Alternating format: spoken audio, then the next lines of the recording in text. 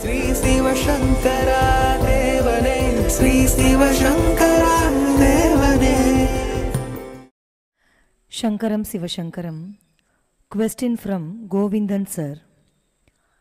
ஆவியை ஜனகன் பெற்ற அன்னத்தை அமிழ்தின் வந்த தேவியை பிரிந்த பின்னை திகைத்தனை போலும் செய்கை. இந்த வரிகள் கம்பராமாயணத்தில் வரும் வாலி வதைப்படத்தில் வாலி ஸ்ரீராமனை பற்றி சொல்லுவதாக கவி சக்கரவர்த்தி கம்பன் எழுதிய வரிகள். சமீப காலத்தில் இணையதளத்தில் இந்த உலகம் பூராவும் மிக அதிகமானோர் இதற்கு என்னதான் அர்த்தம் என்று தேடிய வரிகளும் இவையேதான். கம்பராமாயணத்தின் விற்பனரான தாங்கள் இந்த வரிகள் குறித்து சொல்லவிருக்கும் மேலான கருத்துக்களை கேட்பதற்கு மிகவும் ஆவலாக இருக்கிறோம்.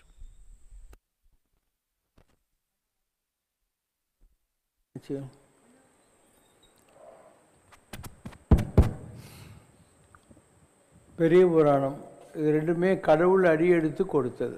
உலகம் யாவையும் தாமிர வாக்கலும் நிலைபெறுத்தலும் இந்த மாதிரி கடவுள் அடியெடுத்து கொடுத்து தான் கம்பராமாயணம் வந்தது. உலகெல்லாம் உணர்ந்து ஓதற்கரியவன் நிலவுலாவிய நிர்மலிவனியன் பாடி சேக்கிழாருடைய பெரிய புராணம் வந்தது. அதனால் கடவுள் எழுதிய பாடல்களில் தவறு வரத்துக்கு வாய்ப்புகளே இல்லை. நிறைய தடவை இது புருவாயிருக்கு. நம்ம காஞ்சிபுரத்தில் கந்த புராணத்தை அரங்கேற்றாங்க. அதில் கச்சியப்ப சிவாச்சாரியார்னு பேர் காஞ்சிபுரத்தில். அவர் எழுதுகிற அந்த பாடல்களில் குறை இருக்குது, இதை அரங்கேற்றக்கூடாதுன்னு காஞ்சிபுரத்தில் இருக்கிறவங்கலாம் சொல்கிறாங்க. அதில் திகட சக்கரம் 5 உடையான் அப்படின்னு இருக்குது. இது தொல்காப்பியத்து விதிப்படி தப்பு. இந்த மாதிரி தமிழில் புணர்ச்சி விதின்னு ஒன்று உண்டு. அதாவது 2 வார்த்தைகள் பிணையத்துக்கு புணர்ச்சி விதின்னு பேர். அதனால் இதை அரங்கேற்ற முடியாதுன்னு எழுதுறாங்க. அப்போ அவர் சொல்கிறார், கடவுளே அடியெடுத்து கொடுத்தாரு, இதில் நான் என்ன பண்ண முடியும், அவரே வருவார்னு.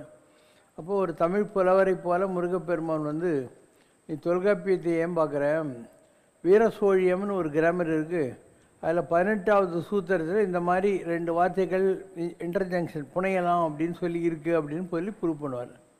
அதனால் உலகத்தில் தமிழ் சங்கத்தில் முதல் தமிழ் சங்கம் இருந்தபோது அதில் தலைவனாக இருந்தவர் சிவபெருமான். 2வது தமிழ் சங்கம் வந்தபோது அதில் இருந்தவர் முருகப்பெருமான். 3வது வந்தபோது அகஸ்தியர் இருந்தார். அதனால் கடவுளே ஆரியன் கண்டாய் தமிழன் கண்டாய் அப்படின்வாங்க. வடமொழியும் சாமி தான் கொடுத்தாரு, தமிழ் மொழியும் சாமி தான் கொடுத்தாரு. மண்ணு புகழ் மகேந்திரகிரியில் ஈசன் அருளிய பனுவல் அப்படின்வாங்க. மகேந்திரகிரி மலை கன்னியாகுமரி கிட்ட இருக்குது. அதில் பாணினிக்கு வடமொழியையும் அகஸ்தியருக்கு தமிழ் மொழியும் கடவுள் தான் கொடுத்தாரு அப்படின்னு இருக்கும். ஸோ அந்த வகையில் இது ரொம்ப சாதாரணமான ஒரு விஷயம். அதாவது வாலி இருக்கான், அவனை சுக்ரீவன் கூட சேர்ந்துக்கிட்டு அவன் நேரடியாக கொல்ல முடியாதுன்னு 7 மரங்களுக்கு பின்னால் இருந்து ராமர் அம்பு விட்டு அவனை கொல்றாரு. அப்போ அவன் சொல்கிறான், நீ என்ன இந்த குரங்கு பையனை போய் பிடிச்சின்னு அழுதுன்ருக்க, நீ எந்த ராவணனை வெற்றி பெற வேண்டும் என்பதற்காக இந்த சுக்ரீவனை கட்டின்னு அழுவுறியோ, அந்த ராவணனை நான் ஏதோ வண்டுன்னு நினச்சி 10 தலையோடு இப்படி என் கையில் பிடிச்சவன், என்கிட்ட சொல்லியிருந்தா 1 செகண்டில் நான் உனக்கு சீதையை மீட்டு கொடுத்துருப்பேன், அதுக்காக என்ன அனாவசியமாக வந்து கொலை பண்ணிட்டியேன்ட்டு. இப்போ ராமர் சொல்கிறாரு, இல்லைப்பா நீ வந்து இன்னொருத்தனுடைய மனைவியை கவர்ந்துக்கிட்டு வந்து வச்சுருக்க. ஏன்னா தாரை வந்து சுக்ரீவனுடைய மனைவி, அவனை வாலி வச்சுன்னு இருக்கான், அதனால் நீ பண்ண தப்புன்னு அவன் சொல்கிறான். இந்த ரூல்ஸ் எல்லாம் உங்களுக்கு தான், நாங்கள்லாம் குரங்குங்க, எங்களுக்கு கல்யாணம் எது குழந்தை எது பர்த் சர்டிஃபிகேட் எது ஒன்றும் கிடையாது, நீ உங்கள் ரூல்ஸை கொண்டாந்து எங்ககிட்ட அப்ளை பண்ணுறியன்ட்டு. கடைசியில் அதுதானே ஆச்சு. அவன் மனைவியை வாலி கொண்டாந்து வச்சுருந்தான், வாலி வதமான உடனே திருப்பியும் அவன் சுக்ரீவன்கிட்ட போட்டான் இல்லையா. அந்த குரங்குங்க ரூல்ஸ் அது அப்படி தான். இவங்க என்ன கல்யாணம் கட்டிக்கிட்டு matrimony.com போட்டு புக் பண்ணிட்டா போகிறாங்க. இவர் என்னென்னமோ எல்லாம் சொல்லி பார்க்குறாரு. அவன் சொல்கிறான், என்ன இருந்தாலும் நீ பண்ணது தப்பு தான்பா அப்படின்னு. அப்போது சத்திரத்தை சத்திரத்தை இது கீழகம் அப்படிங்கிறார். அதர்மத்தை எதிர்த்து போரிடுவதும் தர்மம் தான் அப்படின்னு ராமர் சொல்கிறார். அதுக்கும் முடியாது, நீ சொன்ன எந்த லாஜிக்கும் ஒத்து வரல அப்படின்றான். இப்போ ராமர் ஒரு டீல் போடுறார். சரிப்பா, நான் உன்னை இந்த பிறவியில் கொலை பண்ண மாதிரி நீ அடுத்த பிறவியில் என்னை கொலை பண்ணிவிடு, நம்ம 2 பேருக்கும் கணக்கு சரியாக போயிடும் அப்படின்னு சொல்கிறார். அதாவது ராமாயணத்தில் செட்டில்மெண்ட் இவங்க 2 பேருக்கும். அடுத்த பிறவியில் இந்த பிறவியில் வாலியாக இருக்கிறவன் அந்த ராமர் எதுவாக அடுத்த பிரிவில் வந்தாரையும் அவரை கொலை பண்ணணுன்றது. அதனால் மகாபாரதம் இதெல்லாம் முடிஞ்சு ஒரு மரத்தடியில், ஏன்னா பலராமர் தவத்தில் உக்காண்டார், இந்த பஞ்ச பாண்டவர்களுடைய வம்சத்தில் இருந்தவங்கெல்லாம் அந்த புல் இல்லை அதை பிடுங்கி இரண்யா நதி கரையில் அடிச்சுன்னு செத்துப்பிட்டானுங்க, எல்லோரும் செத்துப்பிட்டாங்க. அந்த இரும்பு இருந்ததுலையோ அதை எடுத்து ஜரா என்ற வேடன் தன்னோட அம்பில் ரெடியாக வச்சுருக்கான். அந்த ஜரா என்ற வேடன் தான் இதுக்கு முன்பிரிவில் வாலியாக இருந்தவன். ஸோ அந்த வரம் கொடுத்துருக்காரு இல்லையா, அடுத்த பேரில் என்ன கோயில் 2 பேர் இப்படி காலை வச்சுட்டு இருக்காரு. தூரத்துலேருந்து பார்த்தா அவனுக்கு மானோட ஃபேஸ் மாதிரி தெரியுது. அதனால் இனிஷியல் ஸ்டேஜ் ஆஃப் குரூசிஃபிகேஷன், பாதத்தில் இப்படி அந்த அம்பு குத்தி கிருஷ்ணனும் உயிரை விட்டான் அப்படின்னு சொல்லி பாரதியார் இதெல்லாம் ரொம்ப அழகாக சொல்லியிருப்பார். பாரதியார் பாடிட்டு, இந்த உலகத்தில் நீங்கள் யாரெல்லாம் கடவுள்னு நினைக்கிறீங்களோ, கடவுளாக அங்கீகரித்திருக்கீங்களோ, அவங்கெல்லாம் எப்படி செத்தாங்கன்னு ஒரு பாட்டு இருக்குது பாரதியாருக்கு.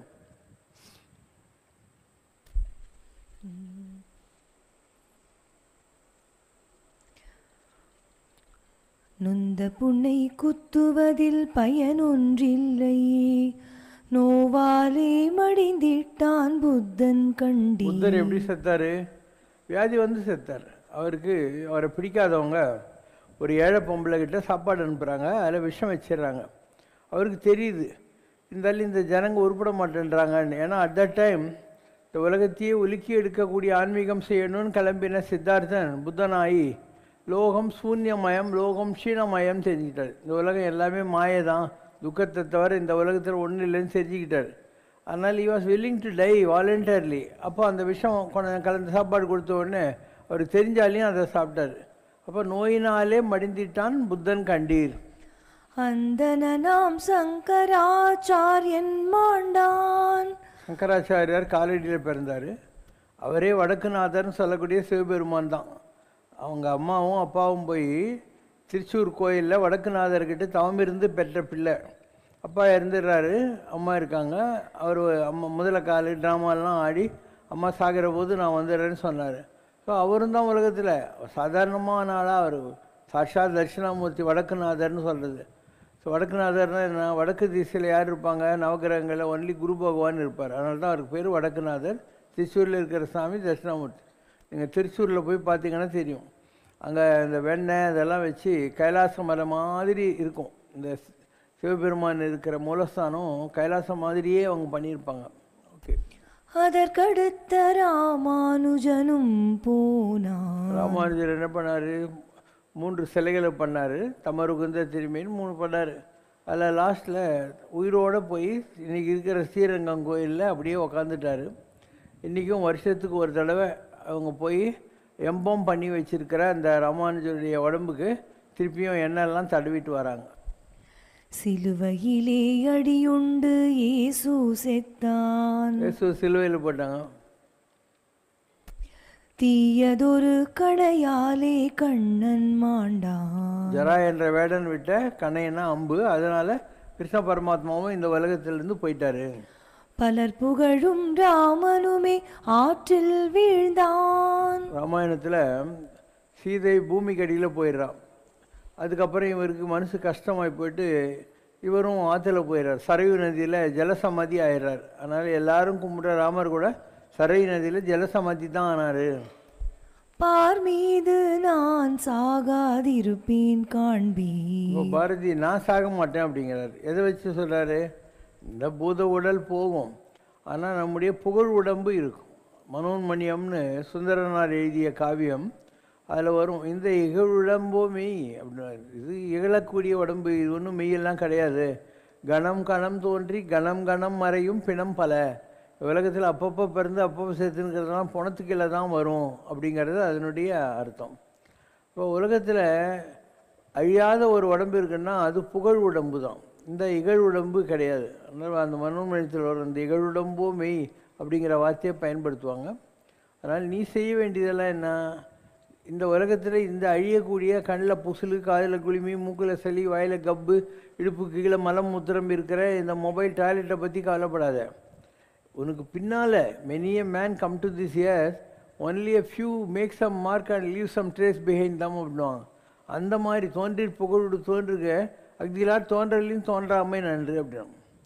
ஸோ அந்த மாதிரி நீ எதையாவது வாழ்க்கையில் சாதித்து 4 பேர் நீ இறந்து போன பின்னால் ஒன்றை ஞாபகம் வச்சுக்கிற மாதிரியான ஒரு வாழ்க்கையை வாழணும். அதனால் உடம்பு யார்தான் இருந்தாலையும் அழியும். உடம்பார் அழியின் உயிரார் அழிவர். உடலுக்குள் உத்தமன் உருபொருள் கண்டேன், எனவே உடலை ஓவாது ஓம்புகின்றேனேங்கிறார் திருமூலர். உடம்புக்குள்ளே சுவாமி ஜோதி வடிவமாக இருக்கார், அதனால் இந்த உடம்புக்கு நான் மரியாதை கொடுக்குறேன், இல்லைன்னா இந்த உடம்பு என்ன இருக்குது அப்படின்னு அர்த்தம். அதனால் பாரதியார் ரொம்ப அழகாக, இந்த உலகத்தில் யாராக இருந்தாலும் ஒரு நாள் செத்து தான் போவோம் அப்படின்னாரு. நான் இப்போ சொன்ன உதாரணம்லாம் பாரு, ராமரும் தான் போனார், சீதையும் தான் போனாங்க, கிருஷ்ணரும் தான் போனார். இந்த உலகத்தில் வந்து யார் வந்து இன்றைக்கி அப்படியே கூட்டம் படிச்சுன்னு உட்காந்துன்னு இருக்காங்க இல்லையா? அதனால் நாம் ஈதல் இசைப்பட வாழ்தல்னுவாங்க. நிறைய தான தர்மம் பண்ணோம். இந்த உலகத்தில் 4 பேர் நம்மளை நல்லவன் சொல்கிற மாதிரி வாழணும். ஒரு பாட்டி இருந்தால், அவளுக்கு ஒரு பேத்தி இருந்தாள். அந்த ரோடு வழியாக பொணங்களில் டெய்லி கிருஷ்ணன் பேட்டர் லேலா காலேஜ் சொல்கிற மாதிரி தூக்கின்னு போவாங்க. அப்போது இந்த பாட்டி சொல்லுவாளாம், பாரியே அது சொர்க்கத்துக்கு போதா நரகத்துக்கு போதா அப்படின்னு வரலாம். பேத்தி ஓடி போய் பார்த்துட்டு வந்து சொர்க்கத்துக்கு போகுது பாட்டி அப்படின்னு வரலாம். இன்னும் சமயம் நரகத்துக்கு போகுது பாட்டி அப்படின்னு. ஒரு ஆள் இதை பார்த்துட்டு எப்படி கண்டுபிடிக்கிறா அவங்க பேத்தி எது சொர்க்கத்துக்கு போகுது எது நரகத்துக்கு போகுதுன்னு கேட்குறா. ஒன்றும் இல்லை, 4 பேர் பாடை கட்டி தூக்கின்னு போகிறது, இவன் நல்லவன் யாராவது சொன்னால் அவன் சொர்க்கத்துக்கு போகிறான், சனி பிடிச்சவன் போய் தொலைஞ்சான்னு 4 பேர் சொல்லிட்டாங்கன்னா அவன் நரகத்துக்கு போகிறான். இதுதான் என் பேத்தி கற்று வச்சு நிற்கிற வித்தைன்னா. அதனால் நாம் ஏதோ ஒரு வகையில் 4 பேர் மதிக்கிற மாதிரி இந்த உலகத்தில் வாழ்ந்துட்டு போயிட்டே இருக்கணும். இல்லைன்னா யாரும் கூட்டம் அடிச்சுன்னு உலகத்தில் இருந்தது இது வரைக்கும் சரித்திரமே கிடையாது. வந்த எதையாவது சாதி, ஏதோ ஒரு வகையில் சாதி. எதுவும் முடியலைன்னா உன்னால் யாருக்கும் தொந்தரவு இல்லாமல் வாழ்ந்து செத்துப்போம். If possible do good and to others, or else don't at least harm others.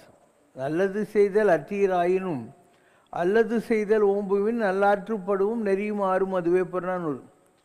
முடிஞ்சால் நல்ல செய்யலைன்னா யாரும் கெட்டது பண்ணாமல் போயினேரு ஒரு நாளைக்கு அப்படின்னு அர்த்தம். ஸோ உலகத்தில் அழிவு என்பது யாராக இருந்தாலும் நிச்சயம். அந்த இருக்கிற காலத்துக்குள்ளே நம்ம என்ன சாதித்தோங்கிறது தான் ரொம்ப முக்கியம். நான் சொல்லியிருக்கேன், ஒரு டால்ஸ்டாய் கதை சொல்லியிருக்கேன். ஒரு ஆள் இறந்து போயிட்டான். அவனுடைய மனைவி அப்போ தான் ஒரு குழந்தைய டெலிவரி பண்ணியிருக்கான். ஒரு யமதூதன் யமப்பட்டினத்துலேருந்து வர்றான், உயிரை எடுத்துன்னு வரணும். அம்மாது வந்து பார்க்குறான், இந்த கை குழந்தை இப்போ தான் டெலிவரி ஆகிருக்கு, அப்பாவும் இறந்து போட்டான், இந்த அம்மா உயிரை நான் எடுத்துன்னு போயிட்டாக்க இந்த குழந்தைக்கு யார் கதின்னு சொல்லி ஒரு 5 மினிட்ஸ் அவன் எசிடேட் பண்ணுறான் உயிரை எடுக்கிறதுக்கு. அதுக்குள்ளே யமப்பட்டினத்துலேருந்து வேறு ஒரு தூதன் வந்து அந்த அம்மாவுடைய உயிரை எடுத்துகிட்டு போயிடுறான். இவன் மேலே போனவுடனே எம்மன் சொல்கிறான், உனக்கு தேவலோக ரகசியம் தெரியல, அதனால் நீ பூமிக்கு போனால் அவனை அப்படியே நேக்கடாக குண்டு கட்டாக தூக்கி ஒரு பார்க்கில் போட்டுறாங்க. இவன் பார்க்கில் புல்களில் நடுங்கின்னு இருக்கான். ஒரு டெய்லர் சந்தைக்கு போயிட்டு வரான். வர்ற வழியில் யாரா இவன் சொல்லி தான் மேல் இருந்த துண்டை அவனுக்கு கொடுத்து போத்திக்கோன்னு அவனை விட்டு கூட்டுன்னு வரான். டெய்லர் பண்ணுறாட்டி கதவு தெரிந்து எவ்வளோ வருமானம் அப்படின்றா. இன்றைக்கி ஒன்றும் இல்லை அப்படின்னா. தண்டசோறு அப்படின்னு கதவு மூடிடுறான். இவன் ஒரு திண்ணையில் படுத்துக்கிறான், அந்த தூதனிலையும் அவன் ஒரு திண்ணையில் படுத்துக்கிறான். அவன் பேசவே மாட்டான் கடைசி வரைக்கும். அவன் தூதன் கொஞ்ச நேரம் கழித்து ஒய்ஃப் வருவான். வந்து சரி வா கொட்டிக்கோ அப்படின்னு கதவு திறப்பான். இவன் ஒரு விருந்தாளி இருக்கானே, விருந்து புறத்ததான் தானுண்டல் சாவா மருந்தேனும் வேண்டல் பாட்டு அன்று, அதனால் நம்ம அவனுக்கு சாப்பாடு போகணும். அவனுக்கு கோவம் வருது. இந்த யமதூதன் அடிக்கிறதுக்காக தொடப்ப கட்டி எடுத்துன்னு ஓடி வர்றான். அப்போ யமதூதன் அவன் முகத்தை பார்த்தான், லேசாக ஒரு புன்னகை, அப்படியே போயினேக்கிறான். இவருக்கு ஒரு மாதிரி ஆயிடுது. சரி சரி வா அப்படின்னு அவனையும் கூப்பிட்றான், சாப்பாடு போடுறான். அப்போ இவன் அவனுடைய முகத்தை பார்க்குறான். இவன் கண்ணங்கரேன்னு இருப்பான் இல்லையா, கொஞ்சோண்டு இவன் உடம்பு கொஞ்சம் மாறுது. டெய்லர் சொல்கிறான், நான் உனக்கு சம்பளம்லாம் கொடுக்க முடியாது, என் வீட்டில் தங்கிக்கோ சாப்பிட்டுக்கோ, உனக்கு நான் டெய்லரு காஜா போடுற வேலை கற்றுக் கொடுக்குறேன்ட்டு காஜா போடுற வேலை கற்றுக் கொடுக்கும்.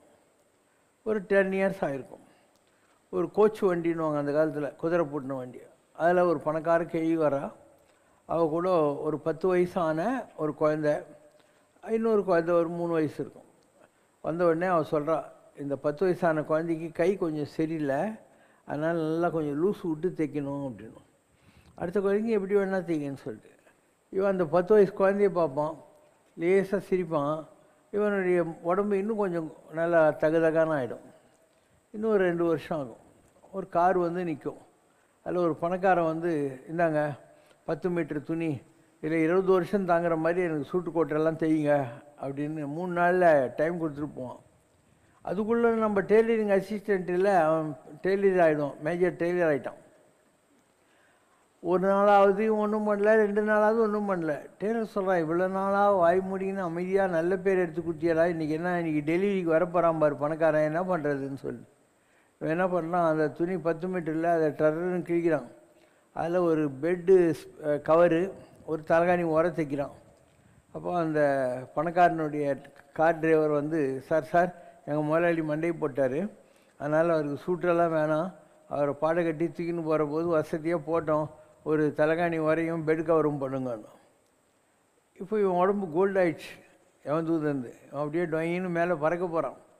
அப்போ டெய்லருக்கு கேட்குறான், அப்பா நீ யார், வாழ்க்கையில் 3 தடவை தான் சிரிச்ச, ஒவ்வொரு தடையும் உடம்பு ட்ரான்ஸ்ஃபார்ம் ஆகினே போச்சு, இப்போ நீ போயிட்டியானா எனக்கு யார் விளக்கத்தை சொல்லுவான், சொல்லிட்டு போகணும். அவன் சொல்கிறான், நான் ஒரு யமதூதன், தேவலோக ரகசியம் தெரிஞ்சால் தான் நீ, இது டால்ஸ்டா எழுதின கதை, தேவலோக ரகசியம் தெரிஞ்சால் தான் நீ வரணுன்னு யமன் தூக்கி என்னை பார்க்கில் போட்டான், நீ கூட்டின்னு வந்த. உன் பொண்டாட்டி என்னை முதல்ல கட்டை வச்சு அடித்தா இல்லையா, என் தண்டசோறுன்னு சொல்லிவிட்டு, அப்போ அவன் முகத்தில் நான் மூத்த தேவியை பார்த்தேன். நீ சரி வா கொட்டிக்கோன்னு 2வது தடவை கூப்பிட்டா இல்லையா, அப்போ அவன் முகத்தில் ஸ்ரீதேவியை பார்த்தேன். அப்போ அந்த தேவி போய் இந்த தேவி வர்றதுக்கு இவ்வளோ தானா டைம் பிடிக்குது அப்படின்னு நினச்சேன். எனக்கு தேவலோக ரகசியம் ஒன்று புரிஞ்சது. இலர் பலர் ஆகிய காரணம் நோற்பார் சிலர் நூலாதவர் பலர். இந்த உலகத்தில் ஏன் நிறைய பேர் ஏழையாக இருக்கான்னா, அவன்லாம் தான தர்மம் பண்ணுறதில்லை, பிச்சைக்காரன் கருமி. இல்வாழ்வான் என்பான் இயல்புடைய மூவர்க்கும் நல்லாற்றின் என்ற துணை. குடும்பத்தில் இருக்கிறவன் துறவிகள், தேவர்கள், இறந்து போனால் அவங்க பெரியவங்க பித்திருக்கள்னுவாங்க இல்லையா, அவங்களுக்கெல்லாம் நல்ல செய்யறதுக்காக தான் அவன் குடும்ப வாழ்க்கையில் இருக்கான். அதனால் அதுவே தெரியல, செல்விருந்து ஓம்பி வருவிருந்து பார்த்திருப்பான், நல்விருந்து வானத்தவர்க்கணும். அதான் ஒரு விருந்தாளி போயிருப்பானா, அடுத்த விருந்தாளி வரமாட்டானா, யார் கேட்டில் காத்துனுக்கிறானோ அவன் தான் தேவர்களுக்கும் உகப்பானவன் அப்படின்னு திருவள்ளுவர் சொல்கிறார். அதனால் தேவலோக ரகசியம் 1, இந்த மூத்த தேவி போய் ஸ்ரீதேவி வர்றதுக்கு நம்மக்கிட்ட நல்ல மனசு இருந்தால் போகிறோம். கரவாது இடுவாய், அன்னைக்குநாதர் சொல்கிறார், வடிவேல் இருதால் நினைவாய். எப்பயும் முருகருடைய 2 பாதத்தை நினச்சிக்கோ. அதுக்கடுத்து என்ன பண்ணணும், கரவாது இடுவாய், உங்கள்கிட்ட இருக்கிறத கொடுத்துக்கினே இரு, மற்றவங்களுக்கெல்லாம் ஒழிச்சு வைக்காத அப்படின்னு அர்த்தம். இது கற்றுக்கிட்டேன். இதுதான் தேவலோக ரகசியம் 1. அடுத்தது 10 வருஷம் கழித்து ஒரு குதிரை வண்டியில் வந்து பணக்காரி இறங்கி இந்த 10 வயசு குழந்தைக்கு நல்லா லூசு விட்டுத்து, இது கை கொஞ்சம் இருக்குது, அந்த குழந்தை தான் நான் யார் இந்த குழந்தைய பார்த்துக்குவாங்கன்னு பச்சாத்தாபத்தினால அவங்க அம்மா உயிரை எடுக்கிறதுக்கு தயங்கின குழந்தை. அப்போ அந்த ஏழை அம்மாவை விட ஒரு பணக்கார அம்மாவை கடவுள் ரெடியாக வச்சுருக்கான். நமக்கு தெரியல கடவுளுடைய மாஸ்டர் பிளான் என்னன்றது. ஸோ இது தேவலோக ரகசியம் 2, God has alternatives, master plan for everything. அது தெரிஞ்ச உடனே தேவலோக ரகசியம் 2 எனக்கு கொஞ்சம் இன்னும் கோல்டாச்சு. 3வது 3 நாளில் சாக போகிறவன். நான் தான் எம்ஏ தர்மங்க டிபார்ட்மெண்ட்லேருந்து வந்துக்கிறேன். அதனால் பணக்காரன் செத்து போடுவான் 3 நாள், எனக்கு தெரியும். 3 நாளில் சாக போகிறவன் இன்னும் 10 வருஷம் நல்லாகிற மாதிரி நல்லா லூசு விட்டு தைக்கணும் அப்படின்னு சொன்னானே, எனக்கு சிரிப்பாக இருந்துச்சு. ஏன்னா எனக்கு தெரியும் அவன் 3 நாளில் போக போகிறான்னு சொல்லிட்டு. அதே மாதிரி பாரு 3வது நாள் அவன் வந்து பெட்டு கவர் தான் தைக்கணும், முதல்ல இறந்து விட்டான்னு சொன்னார். அதனால் இது தெரிஞ்ச உடனே தேவலோக ரகசியம் 3 புரிஞ்சிச்சு. அதனால் நான் வந்த வேலைச்சு மேலே போகிறேன். நான் இதுதான் உலகம். இந்த உலகத்தில் நாம் புரிந்து கொள்ளுகிற உலகம் வேறு, நிஜமான உலகம், அதனுடைய நடைமுறைகள், கடவுளுடைய சட்டத்திட்டங்கள் வேறு. So all the plans of God are called as master plans because he is the only master and அவருடைய பிளான் எதுவும் தப்பாக போகவே போகாது. சினிமா பாட்டு இதில் ராஜா கையை வச்சா ராங்காக போனது இல்லைன்னு. அப்போது ராஜா யார், நம்ம சாமி. கோவிந்தராஜா, சுந்தரராஜா, தியாகராஜா, நடராஜா இல்லையா, எல்லா ராஜாவும் அவரே தான். அவர் ஒரு பிளான் பண்ணாருன்னா அதில் என்ன தப்பாக போயிடும். அதனால தான் ராஜா கையை வச்சா ராங்கா போனதில்லை அப்படின்னு டால்ஸ்டாயுடைய ஸ்டோரி. அல்லாஹ் மீது முகமது நபி வைத்திருந்த விசுவாசம். உன் விசுவாசம் உன்னை ரட்சித்தது என்று சொன்ன இயேசு கிறிஸ்துவின் பரமபிதா மீதான விசுவாசம். தூணிலும் உளன், ஏன் நீ முன்பு சொன்ன சொல்லிலும் உளன் என்று தன் தந்தை ஹிரண்யகசியப்புவிடன் சொன்ன பிரகல்லாதனின் அசைக்க முடியாத கடவுள் விசுவாசம். சோதனைகள் பலவற்றை கடந்து இந்த பூமியின் அதிபதியாக தங்களை அமர வைத்த இறைவன் மீது இன்று வரை தாங்கள் வைத்திருக்கும் மாசுமறுவற்ற விசுவாசம். கடவுள் விசுவாசம் என்பது நாம் கடவுளிடம் வைத்திருக்கும் ஒரு அட்டாச்மெண்ட்டா அல்லது டிட்டாச்டு அட்டாச்மெண்ட்டா? English is a beautiful language. பற்றுக பற்றற்றான் பற்றினை. ஏன்னா பற்றை விடற்கு இந்த உலகத்து மேலே நமக்கு இருக்கக்கூடிய எல்லா அட்டாச்மெண்ட்டையும் விடுறதுக்காக எந்த பற்றும் மற்ற ஆண்டவனுடைய பாதங்களை பற்றுங்கள். இந்த உலகத்தில் நம்ம செய்கிற தப்பு தண்டா இதுக்கெல்லாம் என்ன பேர்? பாதக மலங்கள். மலங்கள்னாக்கா பேட் திங்ஸ்னு அர்த்தம். பாதக மலங்கள். பாதகம் செய்பவரை கண்டால் மோதி மிதித்து விடு பாப்பா, முகத்தில் உமிழ்ந்து விடு பாப்பான்னு பாரி சொல்லணும். அதுதான் பாதகம், நெகட்டிவ் ஆக்டிவிட்டீஸ். அதனால் பாதக மலங்களிலிருந்து நாம் தப்பிக்க வேண்டும் என்றால் அதே தான் துணை. என்ன? பாத கமலங்கள். பாதக மலங்கள். இந்த காவை இந்த பக்கம் இழு, அப்போ பாத கமலங்கள் ரெண்டாக பிரிஞ்சிடும். கடவுளுடைய பாதங்கள். அப்போ அது எல்லாத்துக்கும் வழிகாட்டும். தருணமானால் தன்தால் அடைந்தார்க்கெல்லாம் மரணமானால் வைகுந்தம் அளிக்கும் பிரான் உடனாகவே இல்லாதது என் அப்படின்னு ஆழ்வார் சொல்றார். யார் வாழ்கிற காலத்தில் கடவுளுடைய பாதத்தை பிடிச்சாங்களோ அவங்களுக்கு மரணமான பின்னால் வைகுண்டத்தில் கடவுள் வேக்கன்சி போட்டு காத்துக்கின்னு இருப்பார், வெயிட் பண்ணிகிட்டு இருப்பார் அப்படின்னு அர்த்தம். இப்போ நீங்கள் கேட்குற கேள்வி ஒவ்வொன்றும் இதே தான் சுற்றி வளைச்சி. முதல் ஆள் யார்? முகமது நபி. முகமது நபி. அவர் ஒரு வியாபார குடும்பத்தில் பிறந்தார். மெக்காலிருந்து மெதினாக்கு அவருடைய ஆளுங்கெல்லாம் துரத்துறாங்க. ஏன்னா அவர் விக்கிரகங்களை வழிபட்டு கொண்டிருந்த காலத்தில் ஒளி வடிவமான ஆண்டவனை கும்பிடணும் அப்படின்னு சொன்னார். அவங்க அந்த காலத்தில் கல்லை கட்டின்னு உட்காந்துருந்தாங்க. ஆனால் தமிழ்நாட்டில் ஒரு கவிஞர் மேத்தான் பேர், அவர் முகமது நபியை பற்றி சொல்கிறாங்க.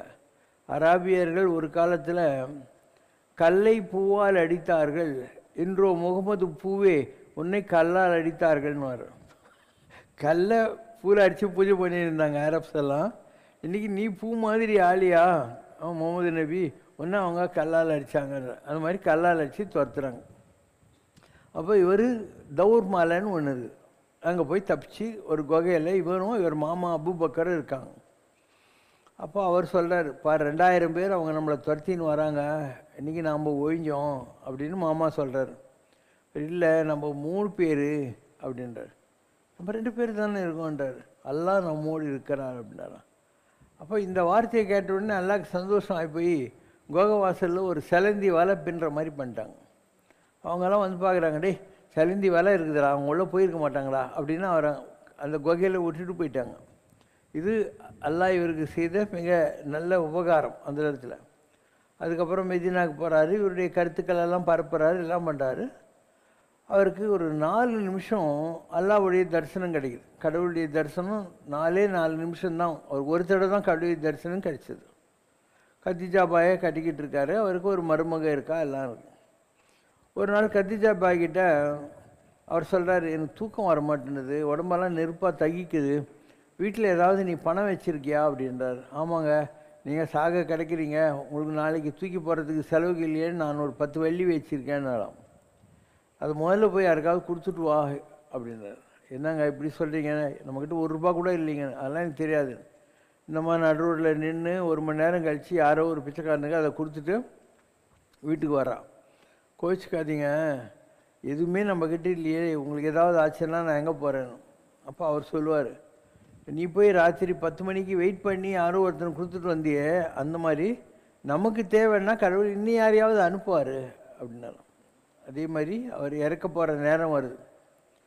இறக்குற போது அவங்க ஆளுங்கள்லாம் வெளியே நின்றுக்கிறாங்க. இவர் வெளியே வந்து சொல்கிறாரு, நான் சாகிற நேரம் வந்துச்சு, அதனால் உங்களை யாரையாவது நான் மனசு புண்படுத்தியிருந்தாக்கா நீங்கள் என்னை இப்போ பனிஷ் பண்ணிடலாம், ஏன்னா நான் யாருக்கும் பாக்கி வச்சுட்டு போக விரும்பலைன்ட்டு. அதில் ஒரே ஒரு ஆள் மாத்திரம் கை தூக்குறான். அவர் அவனை உள்ள வான்னு கூட்டின்னு போகிறார். கூட்டின்னு போயிட்டு, இது மாதிரி அவங்கெல்லாம் என் டிவோட்டிஸு, அவங்க எதிரில் நீ என்னை அடித்தானா உன்னை திட்டுவானுங்க, அடிப்பானுங்க, அதனால தான் கூட்டின்னு வந்தேன், என் ஜுப்பாவை கழட்டுறேன், நீங்கள் என்னை ஒரு நேரத்தில் முதுகில் அடிச்சிங்க அப்படி. நான் ஜுப்பாவை கழட்டுறேன், நீ என்னை முதுகில் அடிச்சிடு அப்படின்றது. இவர் கேட்டு நான் பார்த்தா அவருடைய முதுகில் பெரிய மச்சம் இருக்குது. அவன் கீழே வந்து கூடுவான், நீ நபி என்று நான் கண்டு கொண்டேன், நீங்கள் முகமது நபி அப்படிங்கிறதுக்கு இந்த மச்சம்தான் சாட்சி, அதனால் நான் உங்களை அடிக்க விரும்பலை, சாரி அப்படின்னு சொன்னான். இப்படி வாழ்நாள் பூரா கடவுளுடைய மிராக்கிள்ஸை அவர் தரிசித்து கொண்டே தான் இருந்தார். லாஸ்ட்டில் because that type of a chance faith அவங்க மருமக மடியில் அதில் தலை வச்சு படுத்துன்னு இருக்கார், உயிர் பிரியணும். அப்போ அவர் ஒரு வார்த்தையை 3 தடவை சொல்கிறார், அல்லாஹ் என்ற மேலான தோழனை நான் பெற்றிருந்தேன், I had the best of friend in Allah அப்படின்னு 3 தடவை சொல்லி அவர் உயிரை விட்டுறார். இது ஒரு சாதாரண அராபிய பாலைவனத்தில் பிஸ்னஸ் கம்யூனிட்டியில் வந்து இந்த உயரங்களை தொட்ட ஒரு முகமது நபியினுடைய வாழ்க்கை நடந்த சில நிகழ்வுகள். ஓகேவா? இன்னும் நிறைய இருக்குது. அடுத்தது யார்? உன் விசுவாசம் உன்னை ரட்சித்தது என்று சொன்ன இயேசு. பைபிளில் வருது. ஏசுநாதர் போயிட்டுருப்பார். அப்போ செஞ்சுரியன்னுவாங்க. யாருக்கிட்ட 100 குதிரை இருக்குதோ அவனுக்கு செஞ்சுரியன் பேர். செஞ்சுரி அடிக்கிறதுன்றதில்ல, கிரிக்கெட்டில் அந்த மாதிரி. அவன் வரான், சாமி என் வேலைக்காரன் சாக கிடக்கிறான், அவன் வந்து நல்லவன் இல்லை, பக்தனும் இல்லை, நானும் நல்லவன் இல்லை, அதனால் நீங்கள் எங்கள் வீட்டுக்கு வாங்க அப்படின்னு உங்களை கூப்பிடுறதுக்கு எனக்கு தகுதி இல்லை, ஆனால் எனக்கு தெரியும் நீங்கள் இங்கேருந்து என் வேலைக்காரன் நல்லா ஆகணும்னு நினச்சா அங்கே நல்லா ஆகிடுவான் அப்படின்னு. அப்போ அவர் சொல்கிறாரு, எங்கள் ஆளுங்கள்லேயே யாரும் என்னை இந்த அளவுக்கு நம்பலையப்பா, நீ சம்மந்தமே இல்லாமல் என்னை பற்றி இவ்வளோ நல்ல நம்பிக்கை வச்சுருக்கேன்னு சொல்லிவிட்டு உன்னுடைய விசுவாசம் உன்னை ரட்சித்தது அப்படின்னாரு. அங்கே சாக கடந்த வேலைக்காரன் எதிர்த்து உட்காந்துக்குவான். இதுதான் பைபிளில் வர்ற ஒரு incident. It is faith that moves the mountains அப்படிங்கிற மாதிரி. இவர் இயேசு அவனை போல தொடரில் ஒன்றுமே பண்ணவே இல்லை. பிரகலாதனை ராஜகுமாரனாக இருக்கான். அவன் எப்போ பாரு நாரதர் கற்றுக் கொடுத்து ஓம் நமோ நாராயணா சொல்லிகிட்டு இருக்கிறான். இரண்யகசிபு எல்லாருக்குமே அவனை பார்த்தா டெரரு. அவன் எப்போ பாரு ஏன்டா இவன் எங்கிட்டே என் குடும்பத்தில் எம்புள்ளியாக பிறந்து எப்போ பாரு நாராயணா சொல்லி என்னை பழி வாங்குறானேன்ட்டு மலையிலேருந்து உருட்டுறாங்க, பாம்பு விஷயத்தை கொடுக்குறாங்க, கடலில் கட்டுறாங்க, எல்லாம் செய்கிறாங்க. அப்பயும் அவன் நாராயணா சொல்லின்னுக்கிறான். இவனுக்கு கோவம் வருது. யாருக்கு? இரண்யனுக்கு கோவம் வருது. இந்த தூண் இருக்கு இல்லையா, இதில் இருக்கானடா உங்கள் சாமி அப்படிங்கிறான். அப்போ அவன் சொல்கிறான், தூணில் உளன் துரும்பில் உளன் ஒரு தன்மை அணுவை சத கூறிட்ட கூறில் உளன் ஏன் நீ முன் சொன்ன சொல்லின் உளன்கிறான். கடவுள் இருக்கானான்னு கேட்டியே, அந்த வார்த்தையிலேயே கடவுள் இருக்கான் பார்த்தியா? இந்த தூணில் இருக்கான், துரும்பில் இருக்கான், எல்லாத்துலேயும் அவன் தான் இருக்கான்ட்டு. அப்போ அவன் இந்த தூணில் இருக்கான பார்க்குறான்னு எட்டி ஒரு ஒத்த விடுறான். அப்போ அறிவுருவாகி அந்தியம்போதில் தூணிலேருந்து வந்து நரசிம்மர் அவனை மடியில் போட்டு குடலை கீழ்ச்சி அவனை இது பண்ணிடுறாரு, வதம் பண்ணிடுறாரு. அப்போ பிரகலாதனுக்கு நம்பிக்கை இருந்தது. அதனால் வைஷ்ணவத்தில் உலகத்திலேயே மிக உயர்ந்த பக்தர்கள் 4 பேரை ஷார்ட் லிஸ்ட் பண்ணியிருக்காங்க. யார்? நாரத, பராசர, புண்டரீக, பிரகலாத. நாரதர், பராசரர், புண்டரீகன், பிரகலாதன். இந்த 4 பேர் தான் the tallest of devotees of Vishnu அப்படின்னு அந்த லிஸ்ட்டில் பிரகலாதனும் இடம் பிடிச்சிருக்கான். அந்த பிரகலாதன் தான் பின்னால் வியாசராயராக வந்தது, அவர் தான் ராகவேந்திரராக வந்தது இல்லையா? அவனுக்கு பாரு எந்த மச்ச அவதாரம், குர்ம அவதாரம், நரசிம்ம அவதாரத்துக்கு அங்கே வந்தவன் அதுக்கப்புறம் அப்படியே மாறி மாறி வரானோ இல்லையா? இப்போ ராகவேந்திரர் அதோனி சுல்தான் உங்களுக்கு என்ன வேணும்னு கேட்குறான். சொல்கிறாரு, எனக்கு இந்த இடம்தான் வேணும்னு. இது ஒரு பாறை பூமி, நான் உங்களுக்கு நல்ல இடம் தர்றேன் அப்படி. இல்லை இதுதான். ஏங்க அப்படின்றான். பிரகலாதன் யாகம் வளர்த்த இடம் இது. இது இன்றைக்கி நீங்கள் பார்க்குறீங்க இல்லையா, இந்த மந்திராலயம் அந்த இடம், ஆனாலும் எனக்கு இங்கே தான் வேணும். சரி எடுத்துக்கோங்க அப்படின்னு ஒரு கல்லை காட்டி, இதில் தான் வந்து எனக்கு மந்திராலய பிருந்தாவன பிரசாதத்துக்கு துளசி மாடம் அடிக்கணும்னு. அது எதுக்குன்றாங்க. அப்போ அவர் சொல்கிறாரு, ராமர் வனவாசம் வந்த காலத்தில் இந்த கல் மேலே கொஞ்ச நேரம் உக்காந்தார் அப்படின்னா. மச்ச கூர்ம வராக நரசிம்ம அவதாரம், பிரகலாத அவதாரம், அதுக்கப்புறம் வந்து வாமன அவதாரம் வந்து பரசுராம அவதாரம் வந்தது ராம அவதாரம். அப்போ 5வது இல்லை 4வது அவதாரத்தில் வந்தவர் 8வது அவதாரத்தில் வந்த ராமர் எந்த கல் மேலே வந்த காரணம்னு சொல்கிறார் இல்லையா? அதுதான் ஆன்மீகம். இட்ஸ் பாசிபிளே இல்லை இல்லையா? உங்களுடைய ப்ராக்டிக்கல் சுச்சுவேஷனுக்கு பாசிபிள் இல்லை. ஆனால் சொல்கிறார், இன்றைக்கி ராகவேந்தருடைய அந்த துளசி பிருந்தாவனம் கல் இல்லையா, அது ராமர் உட்காந்த கல் அப்படின்னு அவர் தான் சொன்னார். இப்படி உலகத்தில் ஆத்மாக்களுக்கு ஒரு கண்டினியூட்டி இருக்குது. There is neither creation not destruction, it's only a transfer of energy. எக்ஸ்லேருந்து ஒய்க்கு இப்படி ட்ரான்ஸ்ஃபர் ஆஃப் எனர்ஜி. ஒரு பழுத்த இலை மரத்துலேருந்து கீழே விழுது, என்ன ஆகும்? அப்படியே மக்கி அதில் இருந்த நைட்ரஜன், பாஸ்பரஸ் போன்ற சக்திகள் எல்லாம் மண்ணில் கலந்துரும். அப்போ எனர்ஜி இஸ் கான்ஸ்டன்ட் தான் லா ஆஃப் ஃபிசிக்ஸ். இப்போ அந்த மண்ணிலிருந்து இன்னொரு செடி வருது இல்லையா, அதுக்குள்ளே இந்த நைட்ரஜனும் பாஸ்பரஸும் திருப்பியும் போய் சேரும். அதனால் இந்த உலகத்தில் இப்படி தான் நடக்குது. ஸோ ராமசாமி இறந்து போகிறாரு. அவர் இறந்து போனாலும் என்ன ஆகுது, அவருடைய உடம்பு 5ஆக பிரிஞ்சிடுது. ஒருத்தர் உடம்புல இருக்கிற இந்த மண்ணால் செஞ்ச உடம்பு மண்ணுக்கு போயிடுது, காற்று வெளியே போயிடுது, உடம்புல இருந்த வாட்டர் மாலிகுல்ஸ் வெளியே போயிடுது, உடம்புல இருந்த ஹீட்டு வெளியே போயிடுது. அதனால தான் ஒருத்தர் செத்து போட்டாருன்னா மூக்கிட்ட வேலை வச்சு பார்க்குறான், காற்று பிடிச்சின்னு அர்த்தம். தொட்டு பார்க்குறான், ஜில்லுன்னு போட்டான்னு அர்த்தம். டீஹைட்ரேட் ஆகிடுச்சின்னு சொல்லி பார்க்குறாங்க, சலைன்களே நியத்தி ஒன்றும் செட் ஆகலை, எரிக்கிறாங்க, பதிக்கிறாங்க. அப்போ மண்ணில் செஞ்ச பொம்மை மண்ணுக்கே போயிடுது. அப்போ மிஞ்சி போகிறது என்ன, இந்த இடம் நம்முடைய மெமரி சிப். ஒரு செல்ஃபோனில் இருந்து நீ ஒரு புது செல்ஃபோன் வாங்கினா பழைய மெமரி சிப்பை தூக்கி புது ஃபோனில் போட்டுக்குவேல, அந்த மாதிரி ராமசாமி இறந்து போகிறாரு. அவருடைய பாடி கெமிக்கல் கம்போசிஷன் இஸ் டீகம்போஸ்ட்.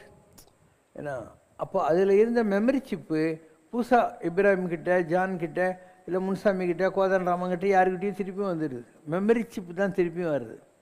அதனால் நம்முடைய பெரியவங்க இதெல்லாம் அழகாக விளைவிச்சிருக்காங்க, நம்ம படிக்கிறதில்ல எதையும். இவர் போய் அவராய், அவர் போய் இவராய், இவ்வாறதாய்.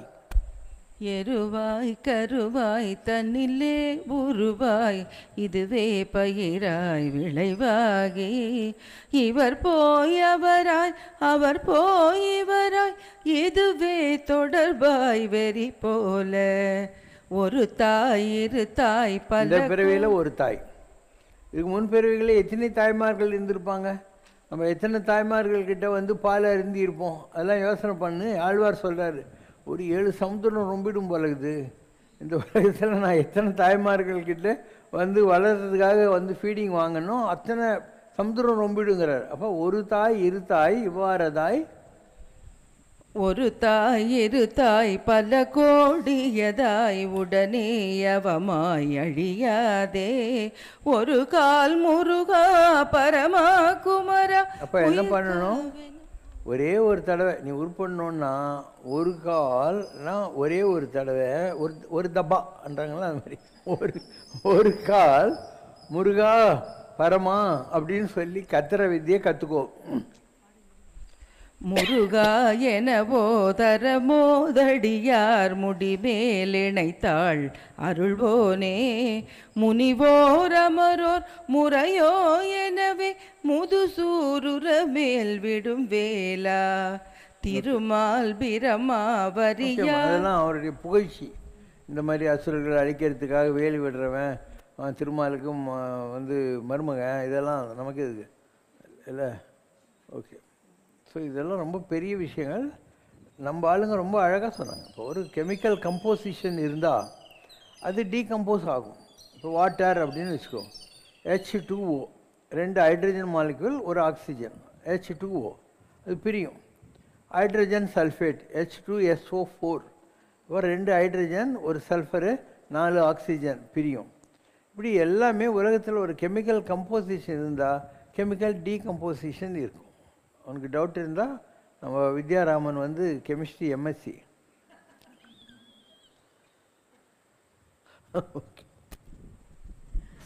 நாலாவதாக தங்களின் கடவுள் விசுவாசம் பற்றி.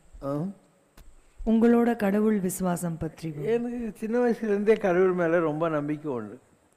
நான் வந்து ஒரு ராமகிருஷ்ண மிஷன் பெரிய நாயக்கன் பாளையத்தில் தான் படித்தேன். எல்லோரும் ஹாஸ்டலில் ஒரு ஹாலில் படுத்துக்குவாங்க. நான் அவங்களெலாம் படுக்கவே மாட்டேன். வாட்டர் டேங்க் மேலே ஏறி தனியாக படுத்துக்குவேன். இது ஒரு மென்டல் பிஹேவியர் மாதிரி தெரியல உனக்கு. ஒரு சின்ன பையன் 8ஆம் கிளாஸ் படிக்கிற போது வாட்டர் டேங்க் மேலே ஏறி ஆகாசில் மயில் மேலே முருகர் போகிறாருன்னு நினச்சின்னு இருப்பான்னா எந்த அளவுக்கு அந்த காலத்தில் ஒரு கமிட்மெண்ட் இருந்திருக்கும் ஒன்று. அதே மாதிரி தப்பித்தவறி ஊருக்கெல்லாம் அடிக்கடி வர முடியாது, எனக்கு ட்ரெயினுக்கு காசு இல்லை. அதனால் எப்போயாவது வர்றபோது ரயிலில் என் கூடயே வராரு முருகர்னு நினச்சிக்குவேன். இப்படி ஐ லீவ்டு லிட்ரலி குடுத்தனமே நடத்தியிருக்கேன் நான் முருகர் கூட. இது ஒன்று. ரெண்டாவது, அங்கே ராமகிருஷ்ண மிஷனில் சோமானந்த சுவாமின்னு இருந்தார். அவர் நம்ம மெட்ராஸ் மயிலாப்பூர் ராமகிருஷ்ணா மட்டு கூட ஹெட்டாக இருந்தார் கொஞ்ச நாள். அவர் என்கிட்ட கேட்டார், இந்த மாதிரி ராமகிருஷ்ணருக்கு நீ பூஜை பண்ணுவியான்னு. ஆமாம் நான் பண்ணுவேன். எங்கள் ஊர் தர்மராஜா கோயிலில் நான் வந்து அங்கே வெங்கட சுப்பையா செட்டியார்னு ஒருத்தர் அடிக்கடி வெளியூருக்கு போகிற போது என்ன தான் பண்ண சொல்லுவார் அப்படின்னு. சரி நீ பண்ணுன்னார். என் வேலை ராமகிருஷ்ண மிஷனில் என்ன, ராமகிருஷ்ணர் சந்நிதியில் பூஜை பண்ணி எல்லாருக்கும் தீர்த்தம் கொடுத்து சடாரி வைக்கிறது. இப்போ எனக்கே தெரியாமல் இந்த வேலையை நான் அங்கே பண்ணிக்கிட்டே இருந்தேன். வெக்கேஷனுக்கு வரும்போது இந்த சிவராத்திரி, வைகுண்ட ஏகாதசி இதெல்லாம் வந்துடும். இப்போ என்ன பண்ணுவோம், அந்த காலத்தில் இது கூட ஜெராக்ஸ் கூட எனக்கு தெரியாது. கார்பன் பேப்பர் வச்சு மயில் மேலே மாம்பழத்துக்காக முருகர் இவங்கெல்லாம் போன கதையெல்லாம் எழுதி எங்கள் ஊரில் இருக்கிற சின்ன பசங்களெல்லாம் கூப்பிட்டு அன்றைக்கி சிவராத்திரி அன்றைக்கி வைகுண்ட ஏகாதசி அன்றைக்கி எல்லாருக்கும் அதை கொடுத்து இந்த கதையெல்லாம் படிக்க சொல்லி நைட்டெல்லாம் தூக்கம் முழிக்க வைப்பேன். இது ஒன்று மாதிரி. அதுக்கப்புறம் எங்கள் ஊரில் வெக்கேஷ்னரி பைபிள் ஸ்கூலுன்னு ஒன்று இருக்கும். ஒரு 5 நாளைக்கு கிறிஸ்டியன் மிஷினரிஸு பைபிள் கற்றுக் கொடுப்பாங்க. ஒவ்வொரு பரீட்சையாக வைப்பாங்க. அதாவது இந்த சுவிசேஷம் அந்த சுவிசேஷம் அதெல்லாம் சர்டிஃபிகேட், நிறைய சர்டிஃபிகேட் வச்சுருக்கேன் நான். அவங்க ட்ரெஷரண்ட்லாம் கூட்டின்னு போவாங்க. ஒரு பால் பவுடர், பால் அமெரிக்காவிலேருந்து வரும். அந்த காலத்தில் கோதுமை வரும், அதில் ஒரு இது உப்புமா மாதிரி கிண்டி கொடுப்பானுங்க. இந்த மாதிரி ஒரு கிறிஸ்டியன் என்னன்றது அந்த காலத்தில் நம்ம தெரிஞ்சுக்கணும். அதுக்கப்புறம் நான் வாணியம்பாடியில் இஸ்லாமிய காலேஜில் படித்தேன். அது முஸ்லீம் காலேஜ், ஆனால் நல்ல காலேஜ். அங்கே இருக்கிற போது நபிகள் நாயகத்தை பற்றி ஃபுல்லாகவே தெரியும். ஏன்னா அங்கே மிலாது நபி கொண்டாடுவான், அது பண்ணுவான் இது பண்ணுவான், அந்த மாதிரி அதை பற்றி ஃபுல்லாக தெரிஞ்சுக்கிட்டேன். அப்போ தெரிஞ்சோ தெரியாமலோ வாழ்க்கையில் இந்து மதம், கிறிஸ்துவ மதம், முஸ்லீம் மதம் எல்லாத்த பற்றியும் ஒரு தெளிவான அண்டர்ஸ்டாண்டிங் சின்ன வயசுலேயே வந்துடுச்சு. என்னுடைய 16-17 வயசுக்குள்ளேயே இதெல்லாம் எனக்கு வந்துடுச்சு. I had lot of exposure by God's grace. அதில் ஆன்மீகம் எக்ஸ்போசர் தான் இப்போ நான் சொல்லியிருக்கேன். அது போக இன்னும் நிறைய எக்ஸ்போசர் இருக்குது. நான் வந்து நார்த் ஆர்காட் டிஸ்ட்ரிக்டில் படிக்கிற போது பெல்லியப்பான்னு ஒரு கலெக்டர் இருந்தார். அவருக்கு என்னை ரொம்ப பிடிக்கும். அண்ட் அந்த பெல்லியப்பா என்ன பண்ணார், அண்ணாதுரை வந்தபோது அவர் ஆட்சிக்கு வந்த முதல் இது வேலூருக்கு வந்தார். அப்போது காங்கன்னு ஒரு ஆள், செய்யார் எம்எல்ஏ, அவங்க தான் பி ராமச்சந்திரன் பழைய இவர் கேரளா கவர்னர், இவங்கெல்லாம் அரேஞ்ச் பண்ணியிருந்தாங்க. எல்லா காலேஜஸ்ஸு சிஎம்சி எல்லோரும் சேர்ந்து ஒரு 7 நாள் கேம்ப்பு நடந்துச்சு சிஆரில். அப்போ அவர் வந்து அண்ணாதுரைக்கு நீங்கள் வந்து ஓட் ஆஃப் தேங்க்ஸ் கொடுங்கன்னாரு. நார்மலாக ஒரு சீஃப் மினிஸ்டர் வர்றாருனாக்கா பெரிய ஆளுங்க தானே கொடுப்பாங்க, சின்ன பசங்களெல்லாம் கொடுக்க விட மாட்டாங்கள்ல. அப்போது நான் கொடுத்தேன். இந்த மாதிரி என் நெஞ்சு திறப்பா நிற்கான்கோரே என்று பாடினான் புறநானூற்று புலவன் அறிஞர் அண்ணா அவர்களே, எங்கள் வட ஆற்காடு மாவட்டத்தில் இருக்கிற மாணவர்களாகிய நாங்கள் சொல்லுகிறோம், எங்கள் நெஞ்சு திறப்பா நிற்கான்கோரே, எங்களுடைய நெஞ்சத்தில் நீங்கள் தான் இருக்கிறீங்க. உங்களுடைய வாயூறி வருகின்ற தேனூறு சொல்லுக்கு நாங்கள் இதுகாரும் செவியூறி சிந்தையும் தாமோரி சித்திர பாவைகள் போல் வீட்டிருந்தோம். இவ்வளோதான் பேசுவேன் அந்த காலத்தில். ரொம்ப சின்ன வயசு, 16-17 வயசு. ஸோ அந்த மாதிரி நிறைய எக்ஸ்போசர் கிடச்சிது, எல்லா வகையிலையும் கிடைக்கும். அண்டு நான் ரொம்ப நல்லா எழுதுவேன் அந்த காலத்துலேயே.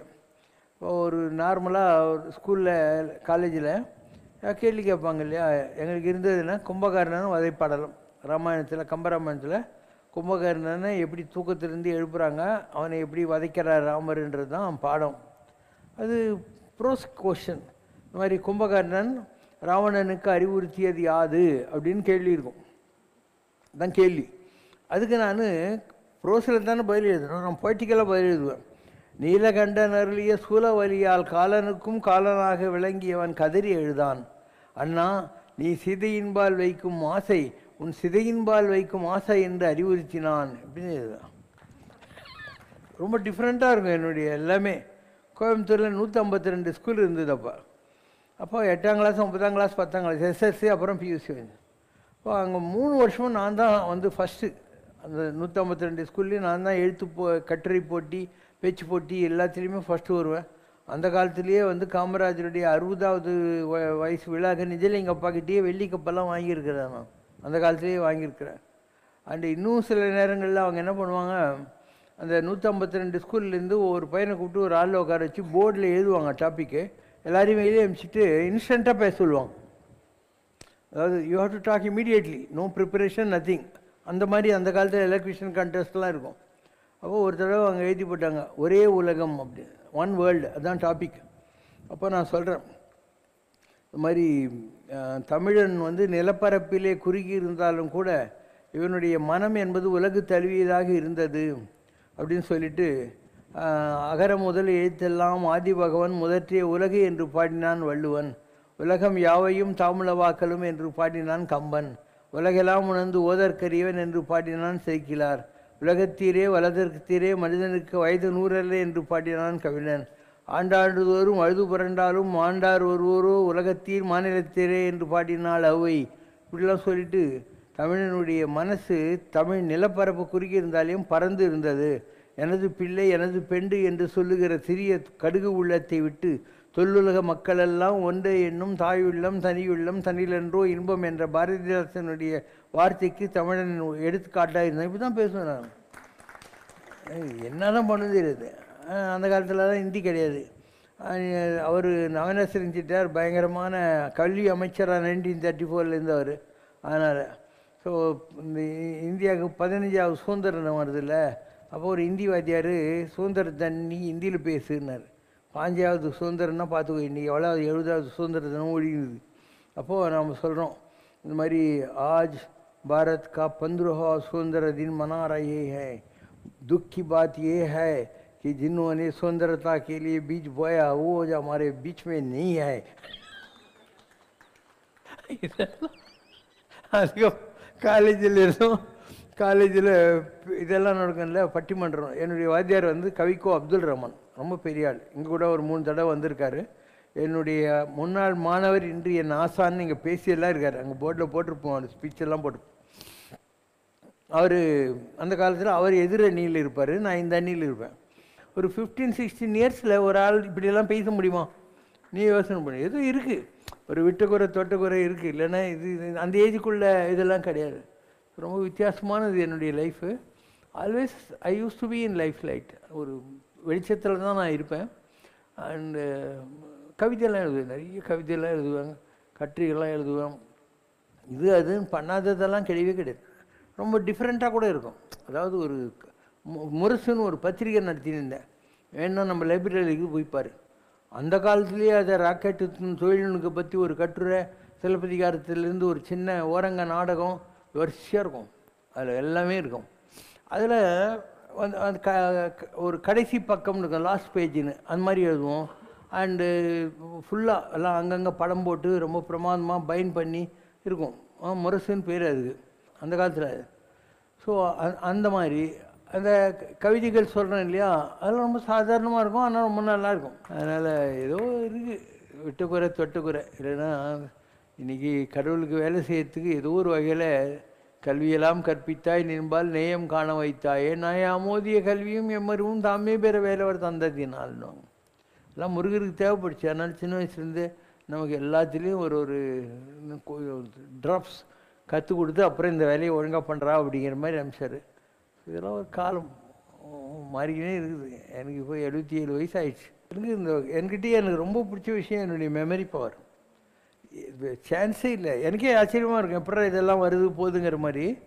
எப்பயுமே அப்படி தான். நாங்கள் ஹைஸ்கூலில் படிக்கிற போது எனக்கு ஒரு வாத்தியார் இருந்தார், கோபால்தாஸ். நாங்களாம் தமிழ் மீடியம் தான். அவர் வந்து இங்கிலீஷ் உனக்கு நல்லா வரணுன்னா நான் எழுதி கொடுக்குறது அப்படியே டப்பா தட்டுறா அப்படின்ட்டு எல்லாம் எழுதி கொடுப்பார். அப்போ ஒரு வரி இங்கிலீஷில் எப்படி தெரியுமா எழுதி கொடுப்பாரு? In those days when the concept of democracy was quite unknown to the people of many continents and lands, Jenu was ruled by the People's Party, a mass movement under the dynamic leadership of Uvato, a devoted and dedicated man. இப்படி தான் எழுதி கொடுப்பாரு. இது டப்பா தட்டி தான் நான் ஓரளவு இங்கிலீஷில் உருப்பிட்டேன். இல்லை நாங்களாம் தமிழ் மீடியத்தில் தான் படித்தோம். We had good teachers. நாங்கள்லாம் எங்கள் டீச்சர்ஸ் அண்ணான்னு தான் கூப்பிடுவோம். அவங்கெல்லாம் கதிர் வேஷ்டி கதிர் ஜுப்பா தான் போடுவாங்க.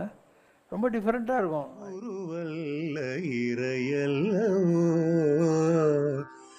எங்கள் குல தெய்வம் மாலல்லவோ தருவல்ல வனமல்லவோ வரம் தர வந்த பரனல்லவோ மகனல்ல மகானல்லவோ சிறுமணலல்ல மலையல்லவோ புனலல்ல கடலல்லவோ வான் புகழ் கொண்ட சிவசங்கர் பாபாவே நீ எங்கள் குருவல்ல இறையல்லவோ எங்கள் குல தெய்வம் மாலல்லவோ.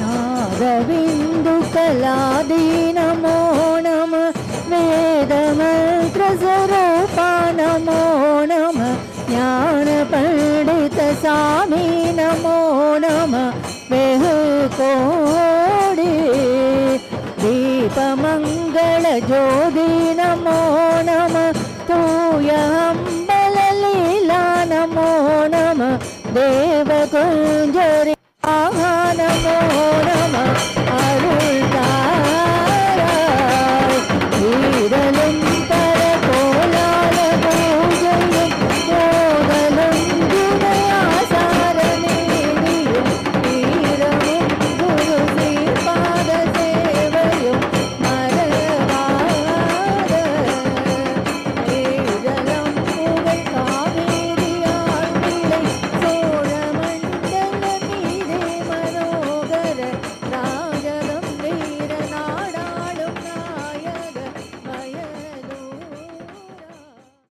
ஓம் ஜெய் சிவசங்கரரே சுவாமி ஜகத் பரிபாலகரே ஆதி சங்கர அவதாரா அநாத ரக்ஷகரே ஓம் ஜெய் சிவசங்கரரே அன்னையும் தந்தையும் நீரென்றறிந்தும் அன்பில் நனைகின்றோம் சுவாமி அன்பில் நனைகின்றோம் ஆசானும் இறையாகிய தேவா நின்னடி பணிகின்றோம் ஓம் ஜெய் சிவசங்கரரே கைலையை பன்முறை வலம் வந்தாய் ஓ கருணாகர கீர்த்தி சுவாமி கருணாகர கீர்த்தி மயிலையில் நின்று வரம் தருகின்றாய் மங்களகர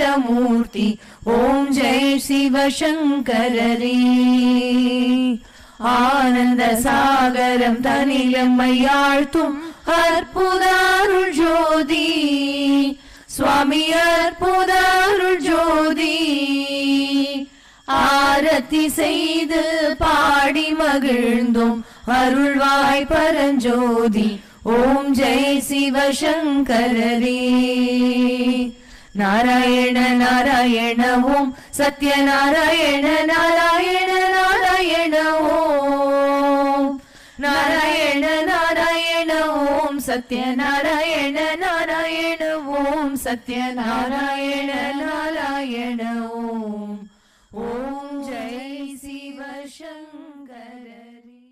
குறை ஒன்றுமில்லை மறைமூர்த்தி கண்ணா குறை ஒன்றும் இல்லை கண்ணா குறை ஒன்றுமில்லை கோவிந்தா.